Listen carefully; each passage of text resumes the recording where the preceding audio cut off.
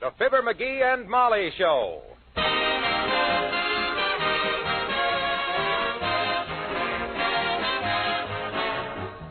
The Armed Forces Radio Service presents the Fibber McGee and Molly Show, a special rebroadcast for all you men and women in the Armed Forces of the United Nations, with music by the King's Men and Billy Mills and the orchestra.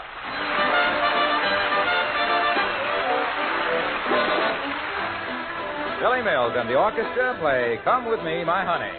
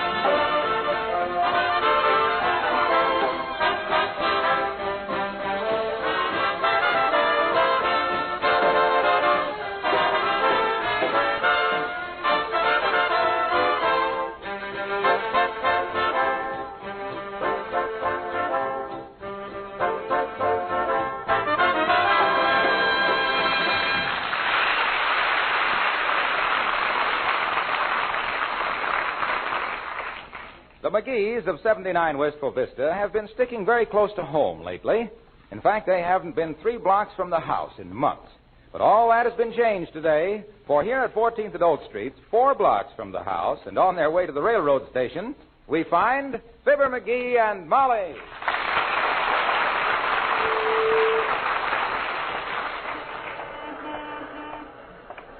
Now, come on, Molly, we gotta hurry.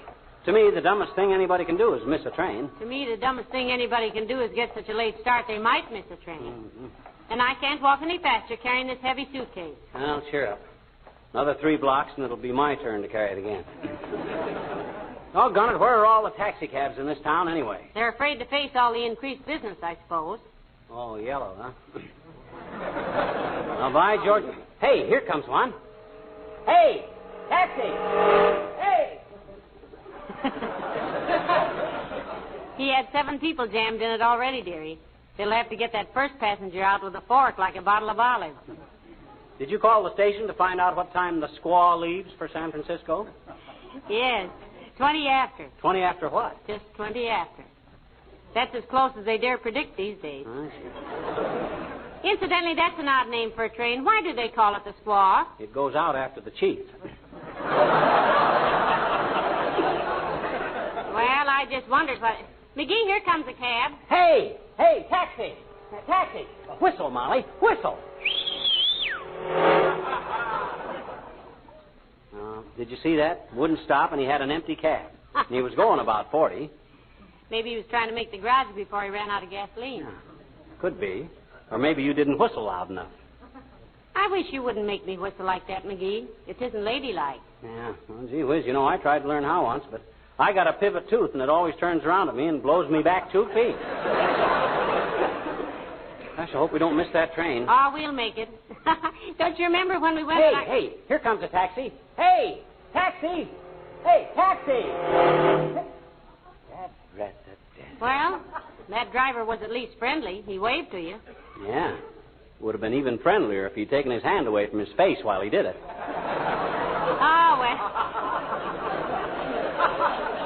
Oh, well, he didn't mean it. Well, for goodness sakes, here comes Alice, darling. Yoo-hoo, Alice. Hello, Mrs. McGee. Hello, Mr. McGee. Creepers, aren't you a little late to catch that train? Oh, it don't leave till 20 after, Alice. 20 after what? Let's leave it at that, Alice. It gives us 24 chances. Oh. What brings you downtown, Alice? I thought you were working at the airplane plant today. Oh, well, the foreman sent me down to the hardware store to get a pair of outside calipers. Heavenly days, Alice. Isn't it pretty chilly these days to be working outside? She don't know much about mechanics, Alice. You see, Molly, calipers are a tool that are used to... Yeah? Oh, it's what you got to use when you... It's a sort of an intricate thing with a... They're used to measure outside diameters. Certainly. Outside diameters. What they got you working on at the plant now, Alice? I'm tapering pinion flanges on booster gears for the intermediate drive shaft that controls the ratio between the hydraulic pressure housing and the hermetically sealed Rigby.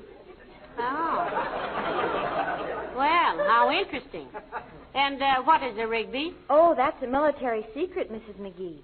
Pretty well guarded, eh? Guarded. Creepers. One of our workmen just pointed at it the other day and they shot his finger off. Lucky he didn't bow to it.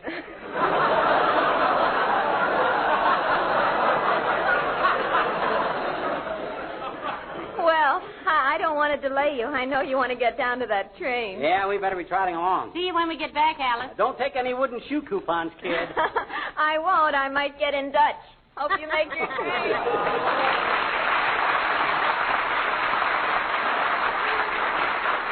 Isn't she a pretty girl, McGee? Yeah, she even looks good in coveralls. Some women look like they were paying off an election bet on President Taft. You know, there's... Oh, hey, here comes the taxi. Hey, taxi! Taxi! Oh, fine. Oh. Well, thank goodness. Now, let me take the suitcase, Molly. It's too heavy for you to lift into the cab. Thank you. Which hand am I carrying it with? They're both numb. Left hand, I got it. Now, come on. Okay, driver, take it away, and don't spare the spark plugs. Where to, Mac? To the Union Station and hurry now. You can walk there about as quick as I can drive you, folks. Well, we're in quite a hurry. And don't give me any argument, Bud. Remember, the customer's always right. Yeah, but... Come on, get going. And if a cop stops you, I'll handle it. I'm strictly a guy that walks into the mayor's office with his hat on. But, look, Doc. Oh, for goodness sake. Get going, will you? Right. Here we are, Union Station. 35 cents. Why, you only went across the street. 35 cents just to make a U-turn? Why, that's robbery. I tried to tell you, Mac. Huh? Now, do you reach for 35 cents? Or do I reach for the jack handle? Let's see the jack handle. Here. I reach. Come on, Molly.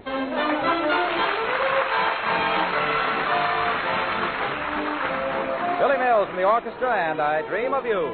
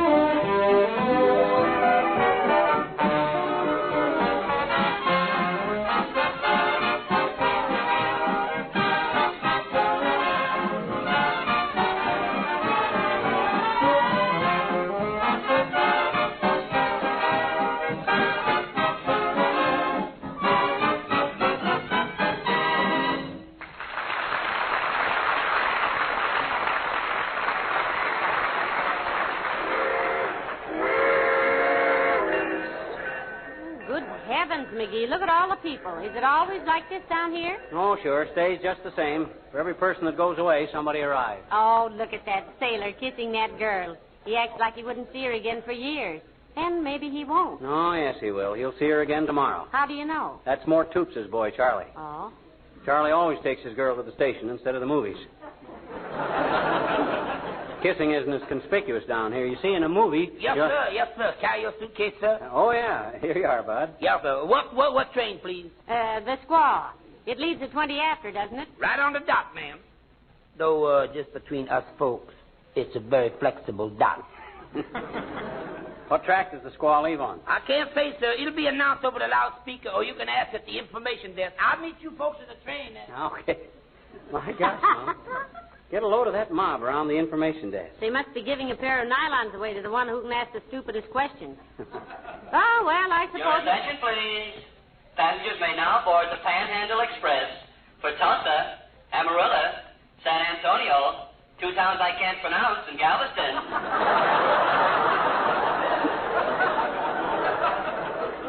Ready at gate 3, please. Have your tickets ready. Thank you.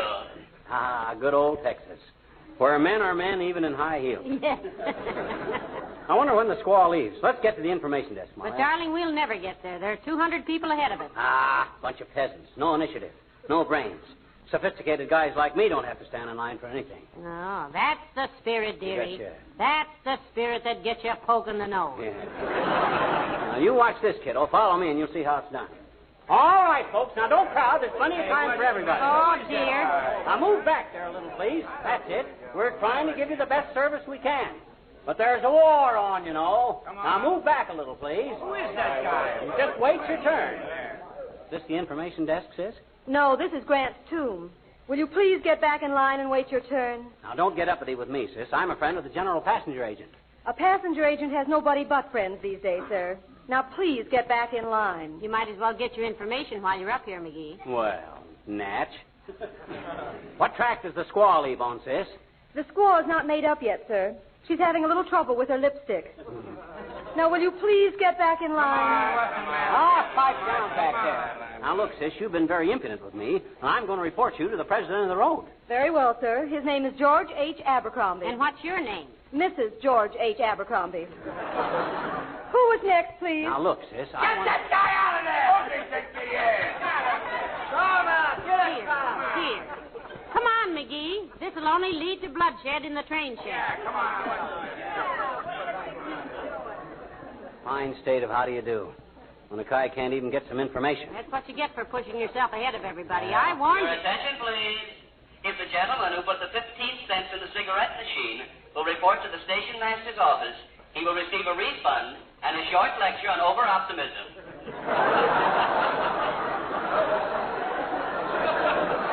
And now, a brief pause for station identification. This is the Union Station. Maybe this whole idea was a mistake, McGee.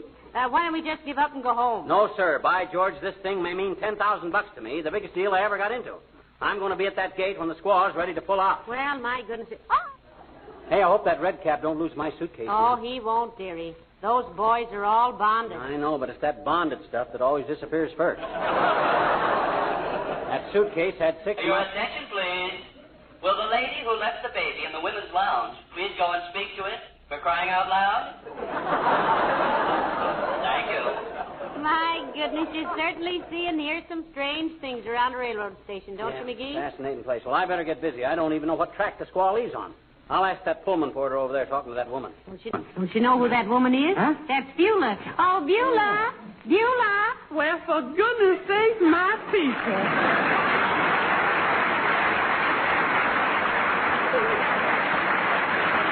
Hi. What are you doing down here in this square roundhouse? Oh, I just come down to meet Ira, sir. Ira, that's the gentleman with whom I'm going to commit matrimony.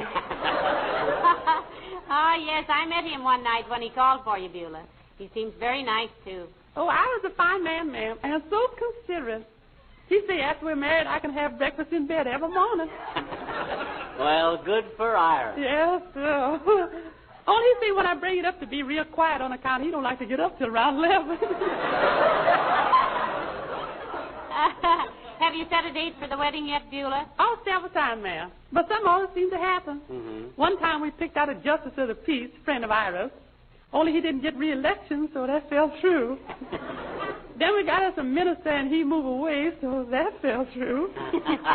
Then Ira and me was going to elope, and he put a ladder up to my window, and the ladder busted. Oh, and Ira fell through. Well, the road to romance is full of chuck holes, Beulah. Yes, they sure is. It's also full of dangerous curves and soft shoulders. And Ira's too good looking to run around loose. Yes, you better grab him and marry him quick, Beulah. Good husbands are hard to find, especially after you marry them. Oh, I don't know. I'm not so hard to find. If I'm not at the Elks Club, you can always get me at the bowling alley. Well, Beulah, I hope we're not going to lose your valuable services when you do get married. Oh, no, ma'am. At least not for a while, anyway. Ira, he don't expect me to give up my career.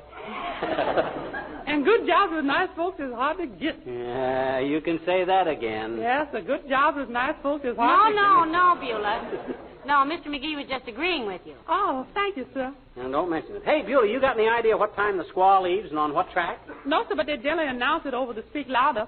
Yeah, I suppose they do, but we'd better find out anyway in case we miss the announcement. And don't worry, we'll hear him. That guy's a one-man network.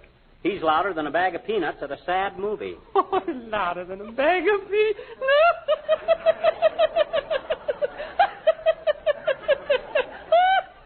I love that man.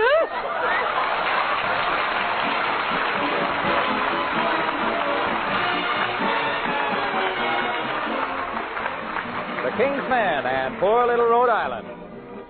Poor little Rhode Island, the smallest of the 48.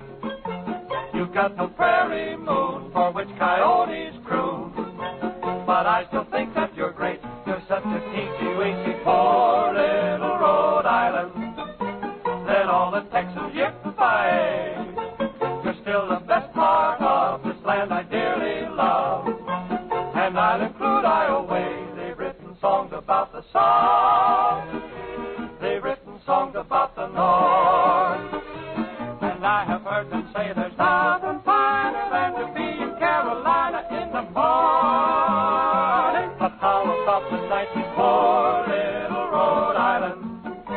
Be careful if you're fancy free. In Providence one day she stole my heart away. I dream of her constantly. Let the sun shine bright on your old Kentucky home. Rhode Island's a place for me. Washington has the apples, Oregon has the trees. Florida gets the sunshine, Illinois gets the freeze. Every state has room to spare, all but one. Still, I'd rather be right there than anywhere under the sun. Where? Poor little Rhode Island.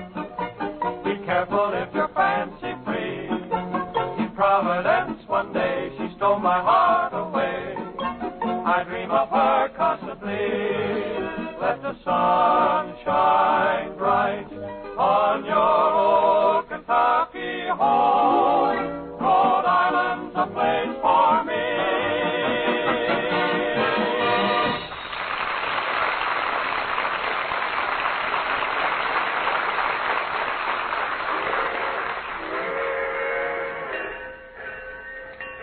I tell you, Molly, I'm getting my back up about this. I've been pushed around like a boot camp wheelbarrow.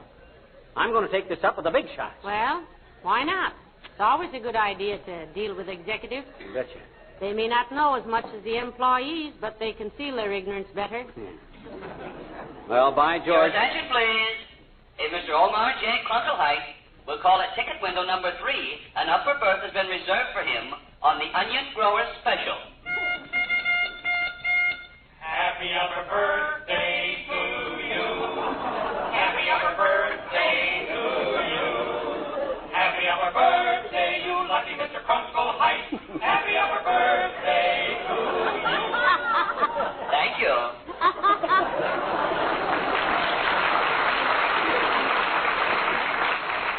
Well, come on, let's get going, McGee. I've been standing around this railroad station so long, I'm almost tempted to say it. Say what? So long. I didn't come down here to get treated like this. I've asked 12 people when and where the squaw leaves, and nobody seems to know. You know what I'm going to do? What? I'm going right to the office of the president. Oh, now, McGee, I don't know whether you should do Don't that. worry now. Don't worry. I can do it. I tuned the piano, didn't I? Yeah. Well, where is the president? I don't know, but I'll find out. Hey, I'll ask that heavy-set guy over there. Hey, Bud. Yes? Oh, heavenly days, it's Dr. Gamble. Hello, Doctor. Hello, Molly. Hello, Groucho. What are you looking so sore about? Oh, I can't get any information around this joint. I got business on the West Coast, and I can't seem to find out when the squaw leaves or on what track she leaves on. So you're taking a train trip, are you? Yeah. You realize you're making a chump out of me as a fortune teller, my friend? What do you mean, Doctor? I always predicted he'd be ridden out of town on a rail. Now he's going out on two of them. Well, I'm glad you're getting away for a while, McGee. It's going to be very therapeutic. Oh, I don't know. I think it might be good for me. That's what I said, ignoramus. Just where are you going, if I'm not being too nosy? Oh, Don't tell him, Molly. Don't tell him. The old snoop is just being inquisitive. Why, you egocentric little jackdaw. I don't care 2 butts in a brass ashtray where you go. Huh? Or how far or for how long. In fact, if you ever want a roomette on a rocket to Neptune, I know 40 people who'll beg to chip in for it. Those are harsh words, Doctor. Ah, harsh words, my clavicle. He's so full of wind he can whistle Dixie through his ears. Take it easy there, lobster pot. Take it easy, or I'll take you across my lap and dust your holsters. Now, boys, for goodness sake. You haven't had a lap for 20 years. You muscle-bound old serum salesman. Is that so? Why, you're... Say, I don't want you to miss your train, McGee. I think we better be going at that, Doctor. Yeah, nice to have seen you, Doc, old man. Same here, buddy. Have a nice trip.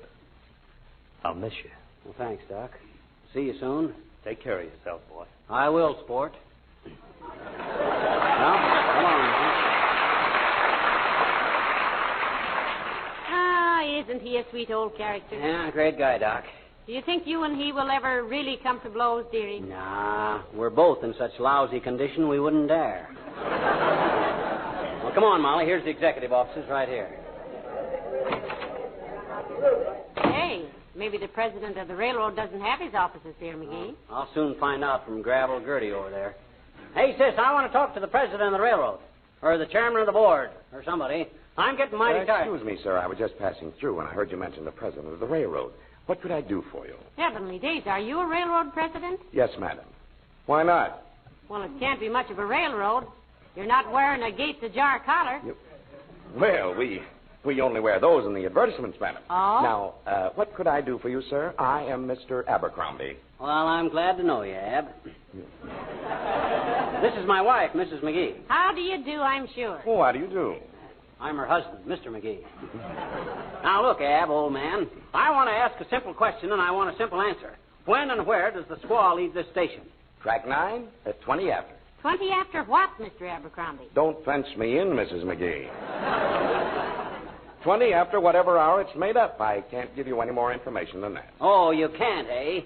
Do you want it kicked around in railroad circles in Washington that you refuse to assist a federal investigator, Abercrombie? A federal Oh, certainly not, sir. Certainly not. I was merely going... That's all, Abercrombie.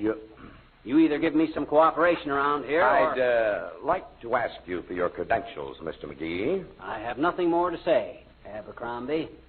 Come, Mrs. McGee.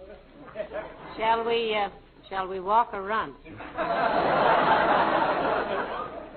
I say I'd like to ask for your credentials, sir, but of course I won't. I'll take you to the gate and see that you catch the squaw myself. Now, right this way, please. And, Miss Jones. Yes, sir? If Harrison of the Missouri and Akron calls, give him $3,500,000 for that 30-mile spur track. Take it out of petty cash. Come, Mr. McGee. I'll meet you at gate 9, Mr. McGee. I'll go ahead and clear the way for you. Oh, thanks, Ab. You know, McGee, you're going to get in trouble one of these days. You're no federal investigator. Well, I was once. Remember when I investigated prospects for the federal loan on your signature only company back in Peoria? I was the first customer. Come on, hurry up. All right, Mr. McGee. Right through the gate here. One side, please, folks. Thank you. What car is your reservation in, sir? This car right here is the one I want, Bud. Here we are, the mail car. Hey, you in there. Hey, Bud. Yeah, take this letter, will you? Thanks. Well, that's that, Molly. Oh, I see, Mr. McGee. A postal inspector. No, he's a limerick writer. What? I'm entering a limerick contest on the coast, Abercrombie. Had to mail my entry on this train or it would have been too late. Might mean $10,000 to me if I don't get that in there in time. Well, I'll be... You mean you're not leaving on this train? Why, certainly not. Suppose they answered that letter and I wasn't here. That'd be an awful... Oh, there you are, sir. Where shall I put your suitcase? Just put it in a taxi cab, Redcap. Yeah, and make it snappy, will you, Redcap? I got 3 weeks washing in that bag, and I got to get to the laundry before it closes. Come on, Molly. Thanks, Abercrombie.